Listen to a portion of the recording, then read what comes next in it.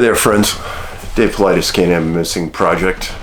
Copyrighted edition for our video channel. Thank you for being here. And I'm on my way back. I'm mending. This thing is tagged along with me for quite a while, for me. And the reality of it is, I usually don't have a cold this long. I always take a lot of vitamins, eat a lot of fruit. I'm usually a pretty healthy guy. This is one of the longest colds I've ever had. But I'm way better. I'm sleeping again, which is good. So, a couple of things. We're into 2022, and there's a couple things about 2021 that I'm very fired up about. And I'm just going to talk about facts. Our government, the reason we have a government, is to protect us, to keep us safe. That's why we have law enforcement. That's why we have border patrol. That's why we have fences. See, there's fences around every prison. Why?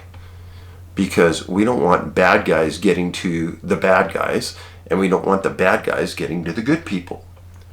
Or ladies, bad ladies, whoever. The criminals.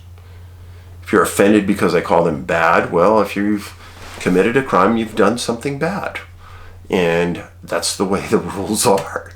And you have to do your crime. Do your time if you're going to do your crime. And that's why we have fences at our borders. You see, if you don't have a border, then you really don't have a country. And everybody in the world has known for the last year that our borders are porous. And that's why 150 countries have come here in the last year. I don't care if you like the number or not. 150 countries have come here illegally trying to get into the United States. Why do you think that number is so high? It's because they realize the administration for the last year has allowed illegal immigration. And that inundation of illegal aliens has caused an overwhelming amount of pressure to be placed on our border patrol. These men and women are taxed to the limit. Now I'm going to use an example for you, okay? Let's pretend the bottom of this paper is the southern border. And the bottom of this paper is 100 miles of the Rio Grande River. Let's say right here, you have all of the illegals that are trying to cross the border, that are being taken across by the cartel and organized by the cartel to come across. And they're all right here on this area of the Rio Grande River. And let's pretend there's 5,000 of them. Just congregating right here, waiting for the right time. The cartel controls the border and the illegal immigration. If you don't know that, you're not watching the right news. Because in interviews with Border Patrol agents, they tell us this. Interviews with sheriffs along the border, they tell us this. Interviews with people who live along the border tell us this. So you got 5,000 people congregating. All of a sudden, the cartel says, time to go. And they all cross the river, and they just totally, there's an influx in this part of the Rio Grande. Well, the Border Patrol officers know this is happening. They have to respond. So they bring people from all these jurisdictions, and they all come over here. Now, they know what's going to happen next. The cartel knows that they're going to pull resources from all these other watch stations to handle this huge number of people. They have to. What happens?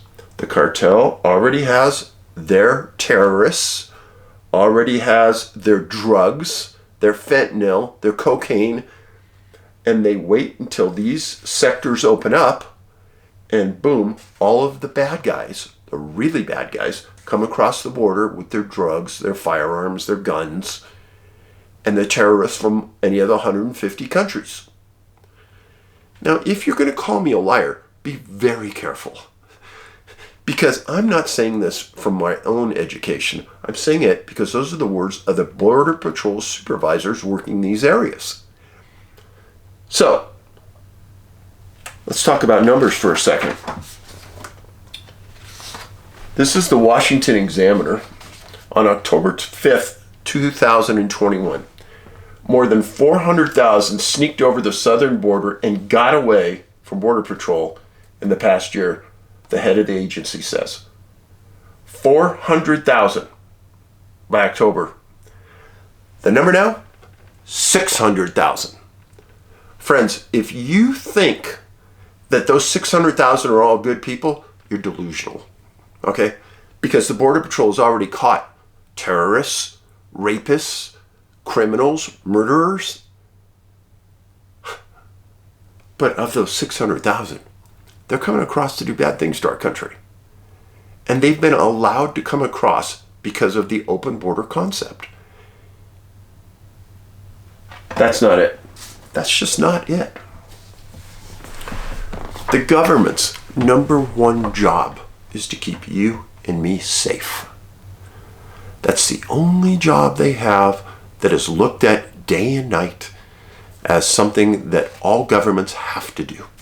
They have to do it. And if you look around the world, all reputable governments do this. Now, the first 6 months of 2021, the Border Patrol says they had 250,000 people get away from them. Comparison, in all of 2020, 69,000 people got away from them. That's quite a number. That was Law Enforcement Today, June 13th, 2021. October 15th, 2021, the Washington Examiner. There were 400,000 gotaways. There were 200,000 immigrants apprehended in just August of 2021. In the first 7 months, Border Patrol apprehended 1.2 million. There was no vaccine required to come into our country. Some of those people that did come across tested COVID positive. And what did our government do with them? They put them right into our country. Friends, do you realize the insanity to this? They're telling you and me we have to go out and get a vaccine. And in a lot of states and in a lot of cities, you can't go into a restaurant unless you have a vaccine. And then you can't fly into our country unless you are vaccinated. Is that crazy? Come on, folks. Think about the basic level of common sense here. You're coming from, let's say, the UK, and you want to visit America. Well, you got to be vaccinated, and you got to have a negative COVID test. Yet, if you walk across the southern border, you're going to get let in, if you're a family, and guess what's going to happen? You're going to get put on a plane, run by the Customs and Immigration Department, and you're going to get it flown in the middle of the night to one of several different cities. If you don't know this, and you're saying, oh, Dave, this isn't true, you're not watching the right news, and you're not paying attention. Of course, the Biden administration isn't telling you this, but it is happening. And when you get flown to these different cities, you could be COVID positive, unvaccinated, it doesn't matter. But friends, please, villagers, please understand this. If, as our administration tells us, this is a very dangerous COVID issue and we need to be vaccinated, well, then why don't we require vaccination of everybody coming into our country? Why aren't they getting a vaccine? And if you don't get the vaccine, you're not coming in. I don't understand. Please tell me. Where's the logic to this? I have a deep appreciation for knowledge. And I think my logic process is pretty thorough.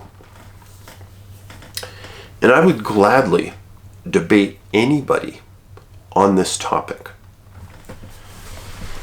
Because The result of what the administration is doing to our country now, 1.2 million people are now here. They aren't being monitored. They aren't being checked on. Nobody knows where they're at. Nobody keeps track of them. And there's no guarantee that they will ever check in again with our government. You think about every other country in this world that has a border policy and an immigration policy. What are they thinking of us? What about our grandma and grandpa that immigrated to the U.S. legally and signed the paperwork and took the tests to become citizens and enter and waited and got the proper green card? What do they think about this system that all of a sudden developed in the last year when we have no idea who's really here? Hundreds of thousands of gotaways are here right now. And we know that some of them have already committed hellacious crimes. How can we not hold the present administration accountable for their lack of offering us citizens protection? I think it's outrageous. You got some opinion there. I think it's absolutely outrageous.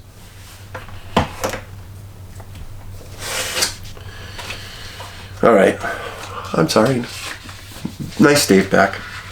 Now, if some of you have tuned away because you don't like the numbers or you don't like me delivering facts, then you probably need to leave the channel, because over the course of the next year, I'm going to be delivering more of these facts. Why? Because I want you to be outraged as much as I am. Because we need to be out there on the streets letting the world know how outraged we are. Australia has rioted in their streets, and I mean polite rioting, walking, holding the flag. Austria has done this. And now Quebec has decided that they're going to lock down certain of their cities on a curfew. What world are we in? Canada, wake up. This is outrageous.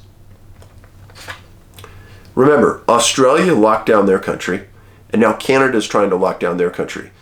If they come for the U.S., we have to make it heard loud and clear. That will never happen.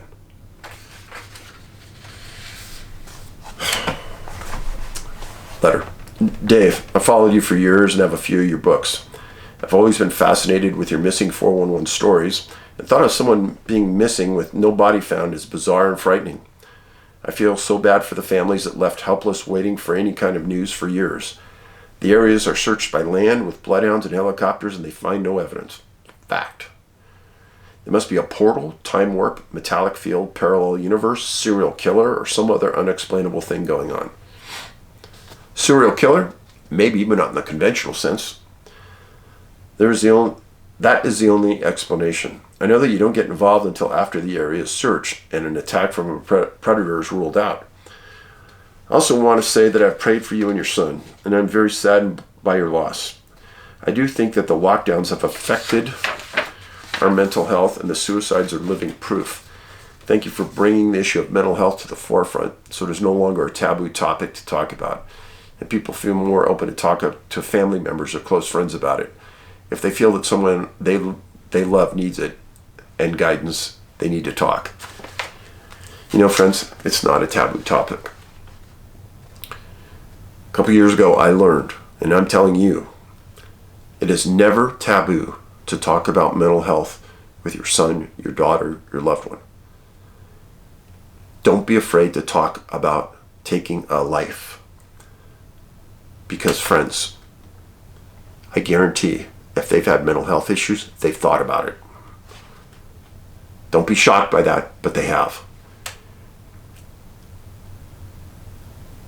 It will only make your relationship closer, and it will break barriers. Be open. Don't be surprised by what you hear. Don't look shocked. Be concerned. offer support of any kind. If they need immediate counseling, you're there. Be open. Don't be judgmental. Just be helpful. If they're opening up to you, they trust you. Think of that as a gift. And if you're talking about it, that is huge. Dave, I have one weird story. Back in the late 60s, maybe 68 or 69, my family was attending a high school graduation party in the city of Rochester, New York. It was a nice night outside, and some older kids were looking at the stars with a telescope. There were about 30 of us watching the sky. We all witnessed a UFO. It was a round disc with rotating, blinking lights. It made maneuvers that no plane or helicopter could. Even though this was located near the airport, we all knew it was not something any of us had ever seen. It would stay stationary, disappear, reappear, and make an X figure and zip off at high speeds we couldn't understand. We were able to see it in the telescope, and it was not a plane. This went on for an hour. I got so scared that I went into the house and called the operator. The operator said that she was getting a flurry of phone calls that night reporting the same thing.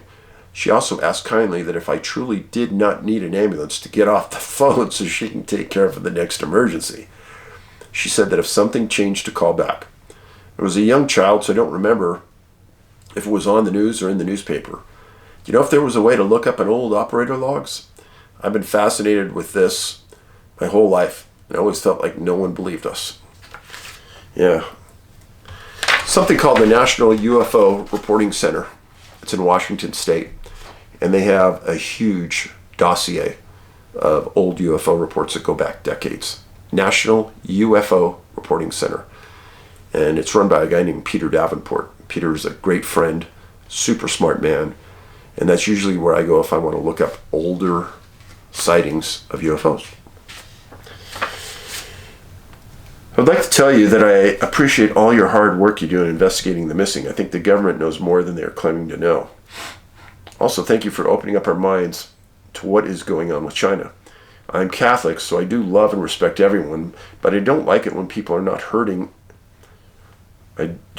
Don't like it when people are not hurting anyone and they are just living their lives and a foreign government starts influencing our government and slowly tries to take over, buying and controlling our ports, ridiculing us or make us bow to their anti-God views. I think the pandemic has made us paranoid, soft, and ripe for a takeover. I keep praying for God's intercession to protect us. Thank you also for giving us hints on how to protect ourselves when we go hiking. The items that we should carry with us at all times and the reason.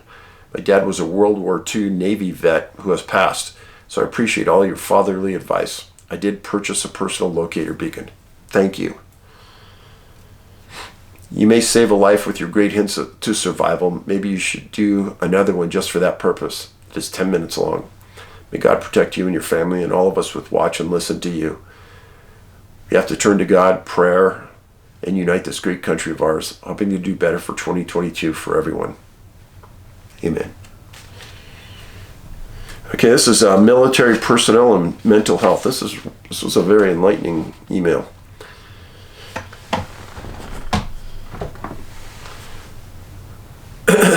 Dave, this turned out to be a very long email, but I'll try to cut it short. In one of your videos from last week, I believe, you talked about the staggering numbers of military suicides. I'm a young veteran, and I can't explain at least a small sliver into what's going on. I'll tell you, folks, when I read this, it shook me up a lot. I do believe that the military wants to fix this, but a huge part of the problem is the toxic people that are in leadership and command positions. Our commands preach to us to take care of our mental health, even encourages us to seek behavioral health. But when we do, it becomes a problem because we'll have weekly appointments for behavioral health. Most NCOs and officers don't like their personnel having a regular appointment because it takes away their personnel from their job. There's a stigma for having regular medical appointments. Some commands will require you to bring back a doctor's note to prove you were actually at your appointment.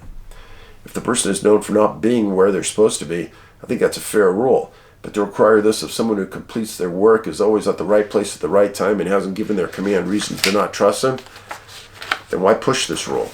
If your command doesn't trust you, then how can they trust them?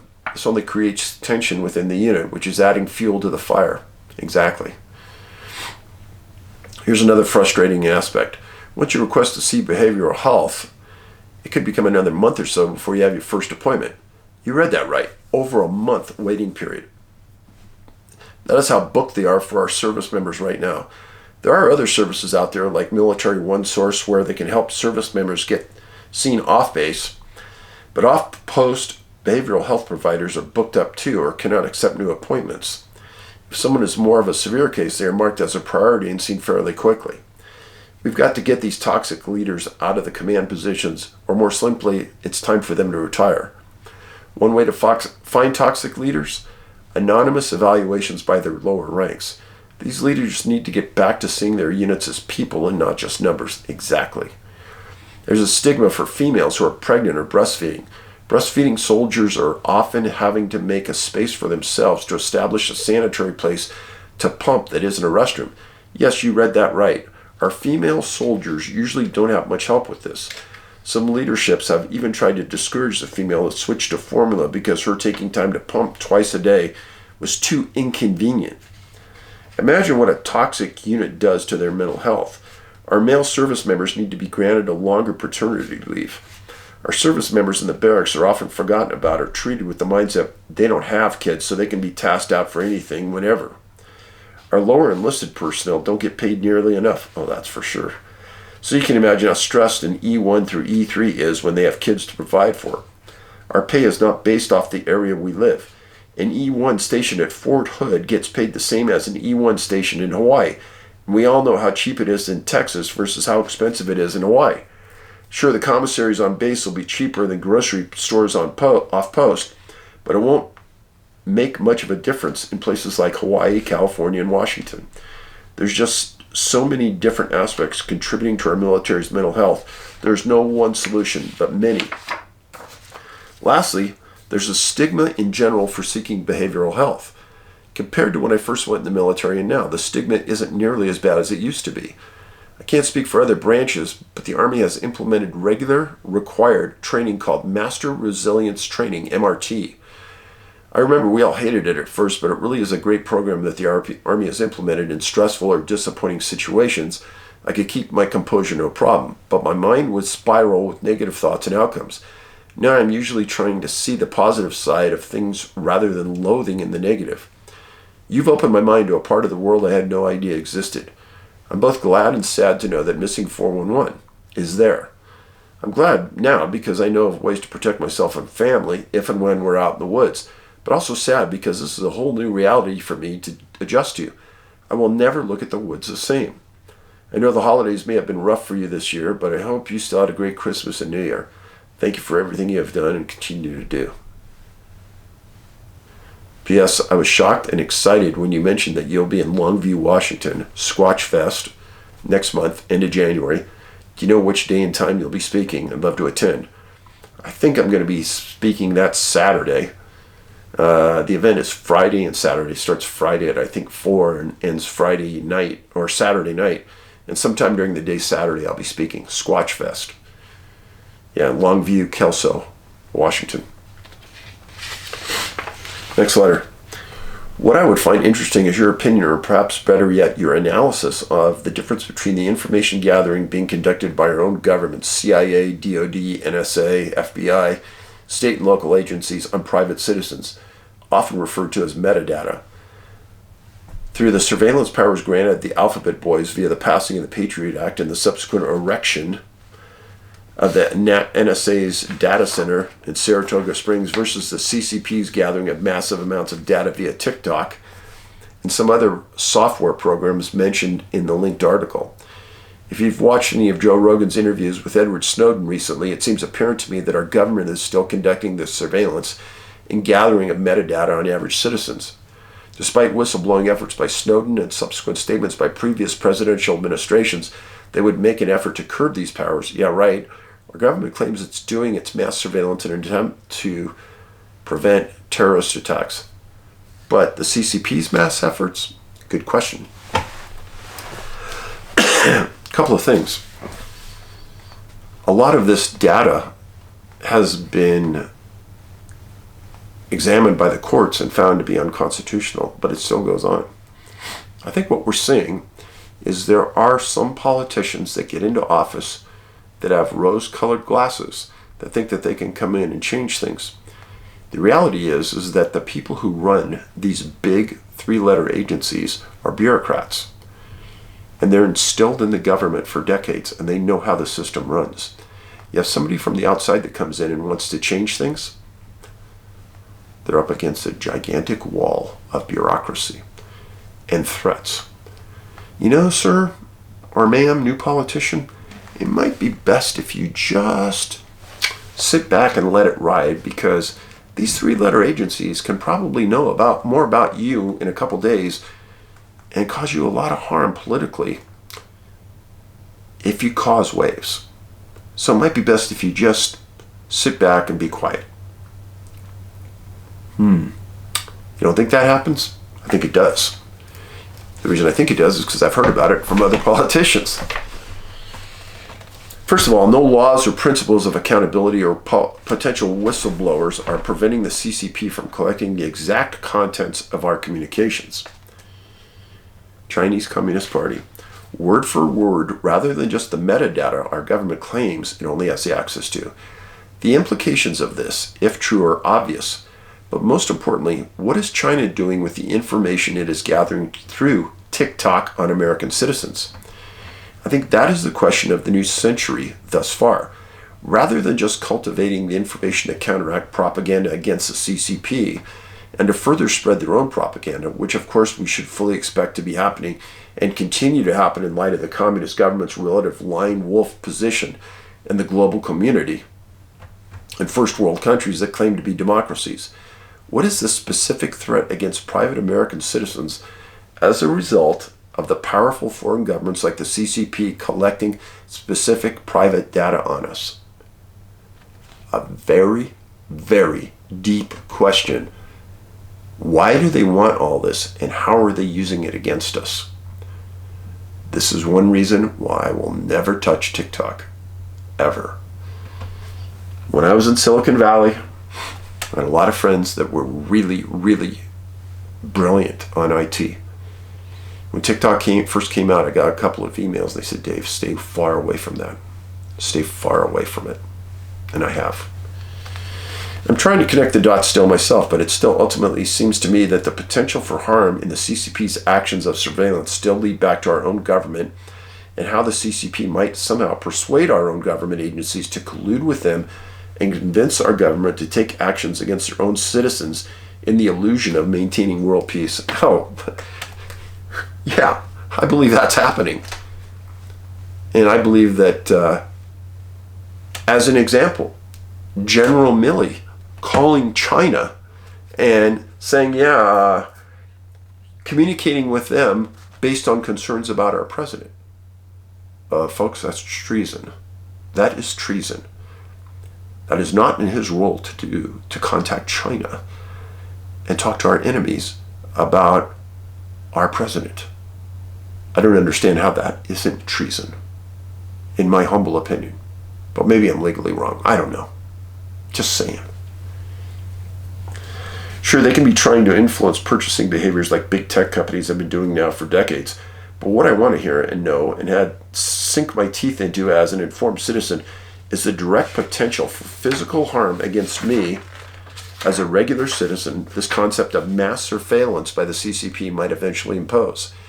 It seems it ultimately comes down to my own government turning against me and acting in favor of the CCP on this grand switch hunt to 5H3. Please help and let me know what you think and you go about logically separating the two issues. Think about this, folks. Our own NSA, CIA, and FBI has turned into an organization that mimics the practices of the way the Communist Party treats their own citizens. With the Patriot Act, we lost all of our rights. But with the Patriot Act, we switched into more of a country acting like the CCP than a country free and having our own rights, personal rights. They continue the illegal monitoring of our metadata. There's directed prosecution of certain people in our world. And they do this with impunity and they don't care. This is scary.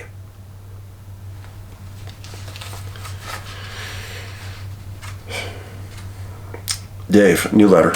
All tyranny needs to gain a foothold is for men of conscience to remain silent. You listening out there? The people on the fringe that have their back turned to the camera that don't want to hear this? Read it again. All tyranny needs to gain a foothold is for men of conscience to remain silent. This quote was attributed to Jefferson by some, yet can be found nowhere in his papers. According to Yale Book of Quotations, John Stuart Mill in his inaugural address at St. Andrews on February 1st, 1867 said this for sure. Quote, "Bad men need nothing more to compass their ends than that good men should look on and do nothing." In other words, you and me know what's happening is wrong, but we stay silent. We say nothing.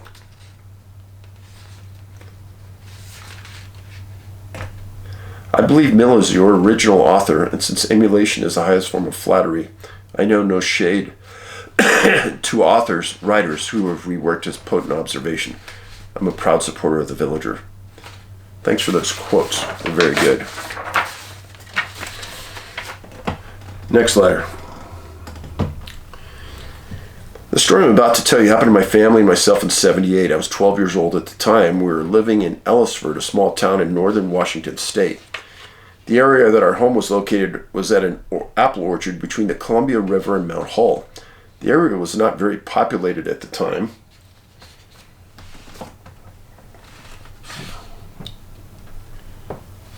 We attended church that day, and the sermon was about life on the other planets. That's interesting. There was a huge debate. Most of the church congregation didn't believe in other life on other planets. This really bothered my family and myself. We truly knew this was, in the vast universe, there had to be other forms and other life forms. That evening, I prayed to God to show me a sign that there was other lives out there.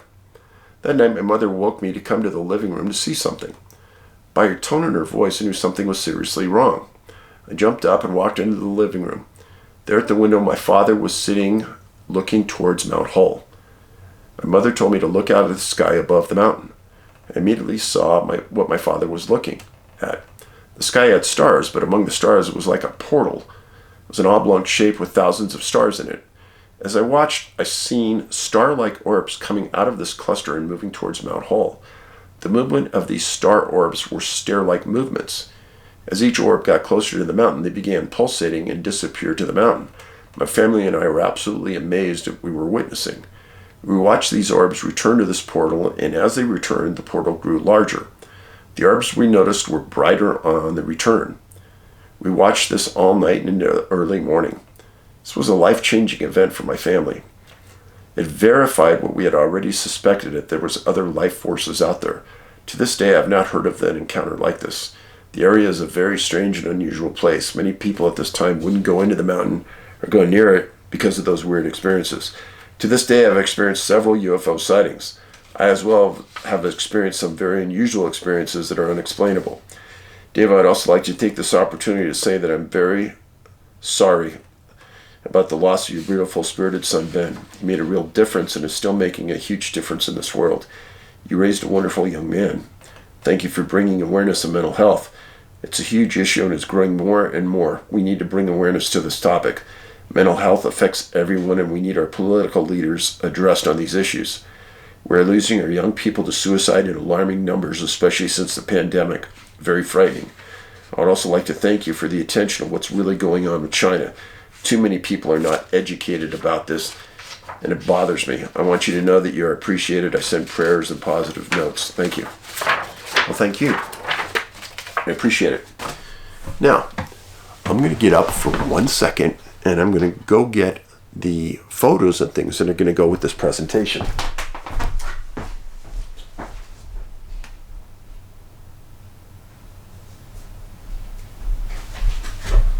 And I'm back. Thought you were going to lose me for the night. Wrong again. So, tonight I'm going to talk about 3 cases. And they're different. And they're unusual. The first case that I'm going to talk to you about is a very remote location in Pennsylvania. And it involved a young boy named Daniel Fischer. Let you look at this. This is Daniel. So Daniel was staying with his aunt in a place called Crystal Spring, Pennsylvania, July 14th, 1959. 3 years old. His mom was working at a local restaurant, and his dad worked for the state road department. And Daniel was playing in a barn on the aunt's property. While he was playing out there, she went out to look for him and didn't find him. And at about 9:30 a.m., she started to call volunteer fire department, etc., needing help to find the young boy. Now, let me give you a bird's eye view here of what we're looking at. So over here, this is a city called Breezewood, Pennsylvania. And this is the aunt's home on Ankersville Road. This is a mountain right here, and then it goes over, and there's very thick, lush woods all through this part of Pennsylvania. Really thick. So, well, what happened was the aunt calls the volunteer fire department. They respond from several different jurisdictions. State police respond. Bloodhounds respond with the state police. The Aberdeen Proving Grounds send soldiers, 50 of them.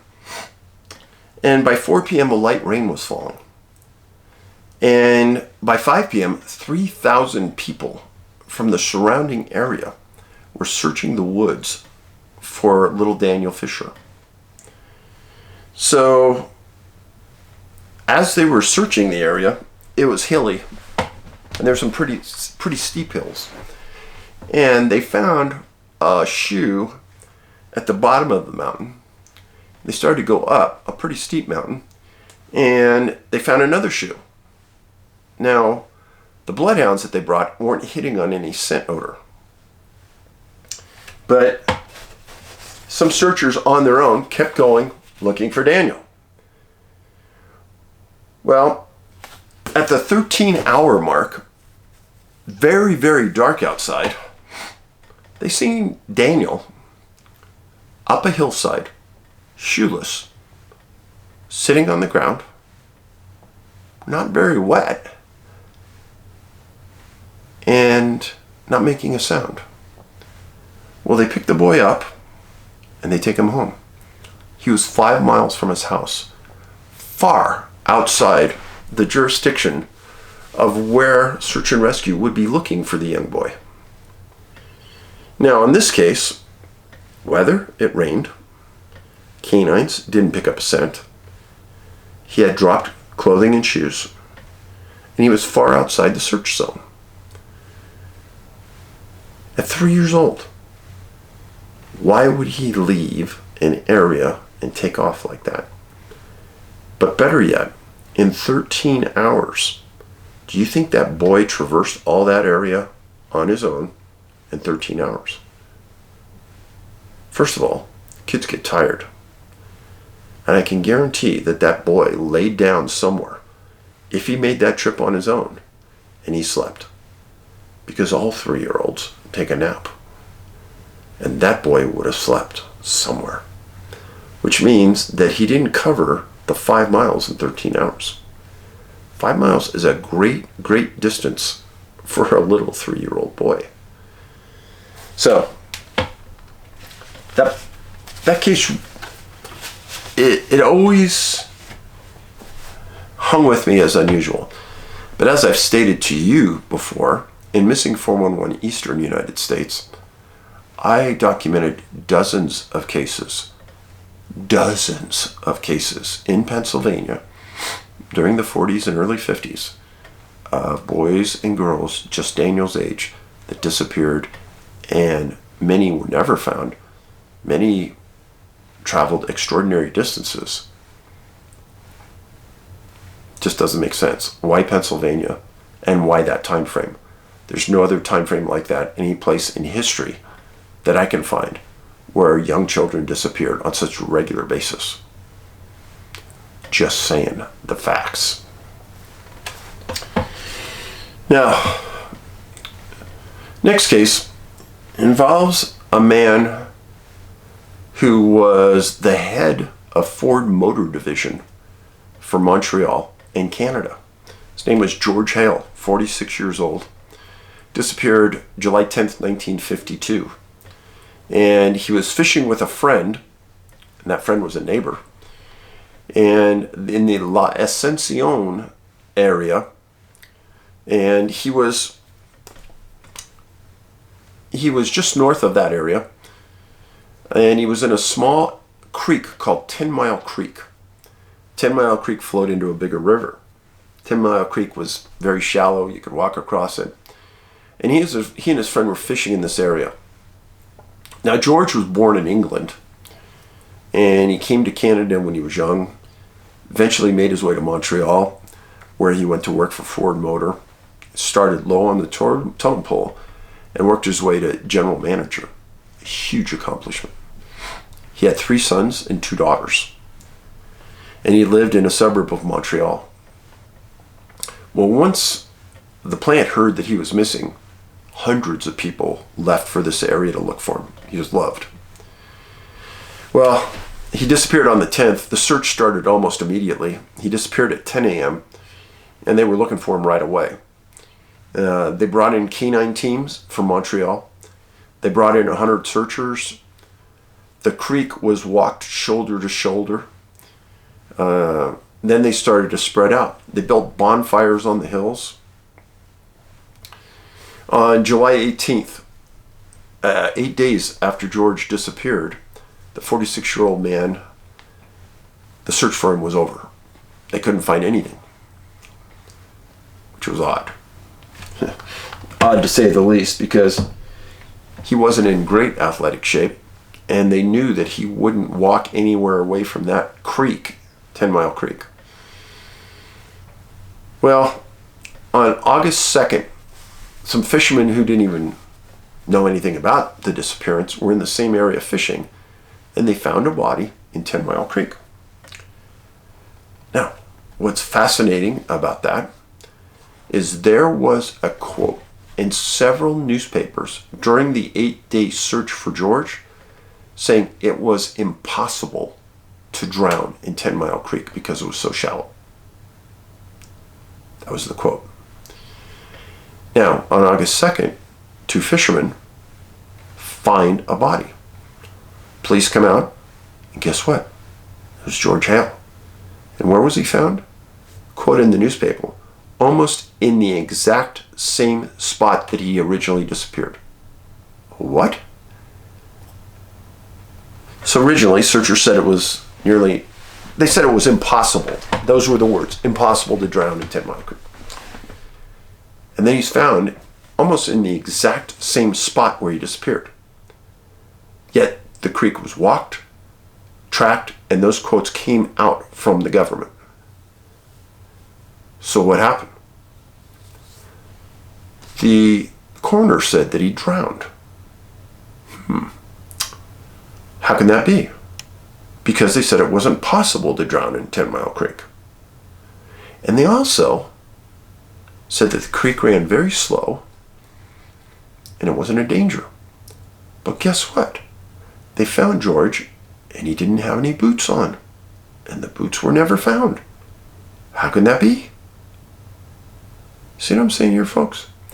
The consistencies in these stories about what I'm trying to educate you about on one incident may not mean anything, but you take it in its totality and the number of times the exact scenario plays out over and over again. It should be starting to wake you up. You know, show you the map here. This is Montreal. And this is La Ascension up here. And this is the area of 10 Mile Creek. This is the U.S. border. This is Ottawa. So you kind of get this area up in here. Very lush, very rural. What happened to George Hale? Yeah, what happened.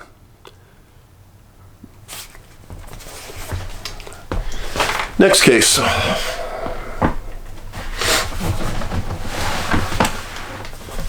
John Ewing, 40 years old, disappeared October 8th, 1955 in Princeton, British Columbia. I know you people out there in Canada keep saying, why aren't you giving us more cases from Canada? Hey, get your Canadian libraries to carry Missing 411 Canada and then go in there and read that book if you want to talk about strange cases. But I'm going to give you one. Now, John Ewing, 40 years old in 1955, his father, this is some important points I want you to gather, was Sir James Ewing. He was a British physicist, and his expertise was studying magnetism. I find that interesting. He was the director of naval education at the UK at one point, and he was the University of Edinburgh's principal for many years. And he was knighted by the Queen of England. Not something lightly taken. He was brilliant. Well, John Ewing was an attorney in Princeton, British Columbia. And he was going to take a solo hike on the Princeton to Hope Trail. And it was just going to be a day hike. Snow was deep, up to a waist length deep in areas, but the trail itself was pretty much pounded down. He took with him 2 chocolate bars. He told his wife he'd be at home at the end of the day.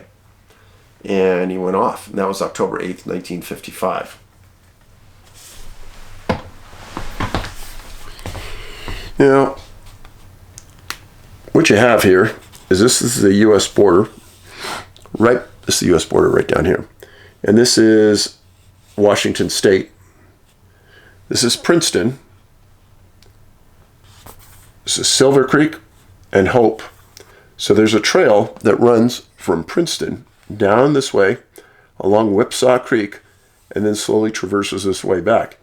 John was just going to take a short hike along the highway down through Whipsaw Creek. And he told his wife this. He said he'd be back by the end of the night. Well, he didn't come back, and his wife called the RCMP, and they started to dispatch assistance. The wife also knew that resources might be tough to handle, called and privately chartered a helicopter to go out and look for her husband.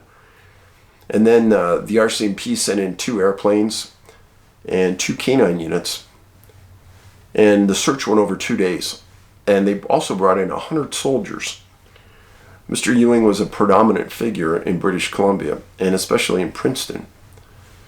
Well, on October 17th, remember this happened on October 8th. On October 17th, searchers found 2 hunters that were deep in the woods that saw Mr. Ewing during that day that he was hiking. And he stopped at their campfire, joined him in conversation, just said that he was going to be gone for the day and he wanted to check out an old logging trail. Well, pretty much, a day hike like I would take. Nothing unusual.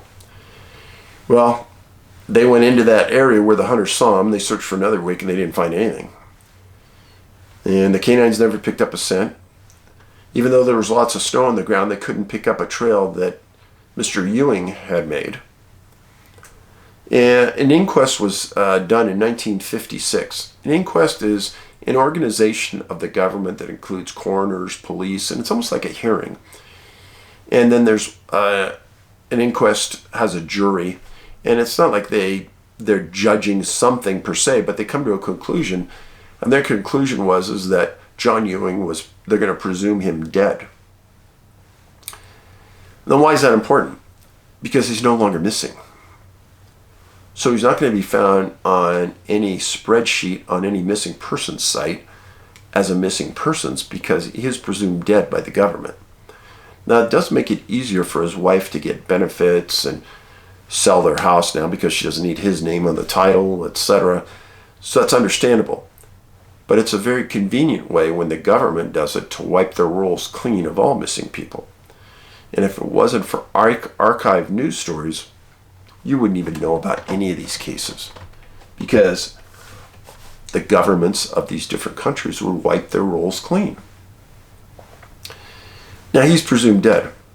Now, in John's case, John Ewing, canines couldn't pick up a scent.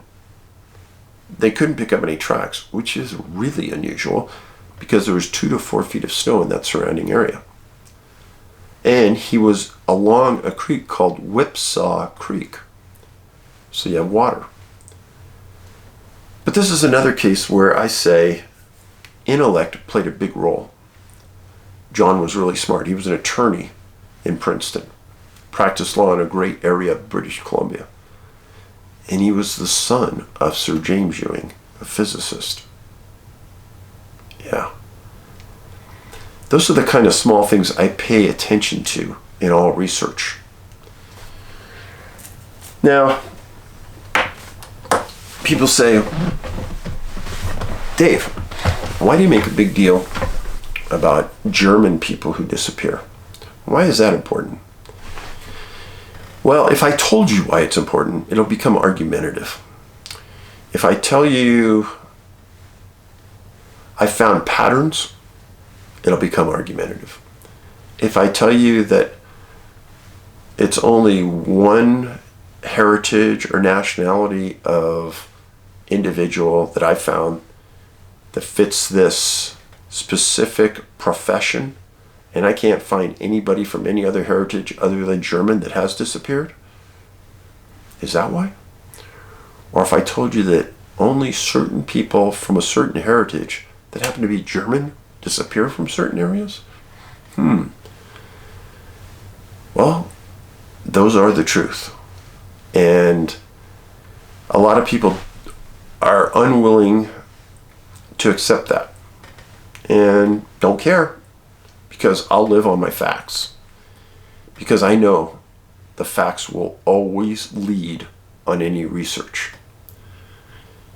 And there's a lot of people out there that are trying to belittle me or demean my work. Don't care. Don't care. You know why I don't care? Because I've been told by too many people high up in various parts of our world that I'm onto something big. I've had people in industry tell me this. I've had people in government tell me this. I've had people say that I was going to be attacked at various levels, but don't listen to it and insulate myself from it and don't get down, because there's people out there that know I'm on something big. And I get that. That's why I don't care about the people that really don't understand the research, have never read a book, and are willing to just go out and try to trash me on different sites and forums. Friends, when you go out and you look up, you Google a word, missing people or unusual disappearances, and you come up with a site, friends, that site never ever existed. If it deals with people missing in the woods, it never existed until my research. And those people that have those sites up on the internet that are filled with ads, they're getting paid for my research. Every time you go onto those sites and you spend time on them, reading about cases that I've done the research on, those individuals that are stealing my content are getting paid. And then recently, several of you recently have sent me cases from these sites and saying, hey, do you know of these? I can't tell you how frustrating it is to get these emails. And these people are spending time on someone's site who's stolen my content and is just pasting it up, trying to make a living off my work. Very frustrating. Super frustrating. And I've talked to other researchers who have also done great things, and they said, Dave, this is pretty much common. There is no integrity anymore out there on the internet. And the people don't know about this, and they're just going out there thinking, oh, this must be something new. Nothing new.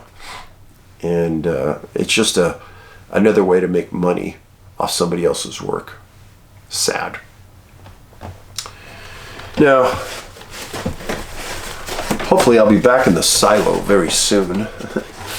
I don't like to be in my library here, and I just feel confined here. But what I'm doing right now is I'm looking at the wall on the other side of the library, and that's the corner that I filmed the segment on Ben. I still have all his pictures up there, and he's looking at me right now.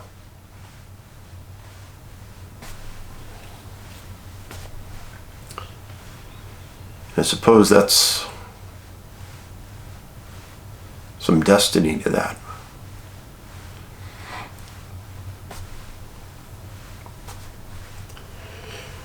Holidays were rough. They're really rough.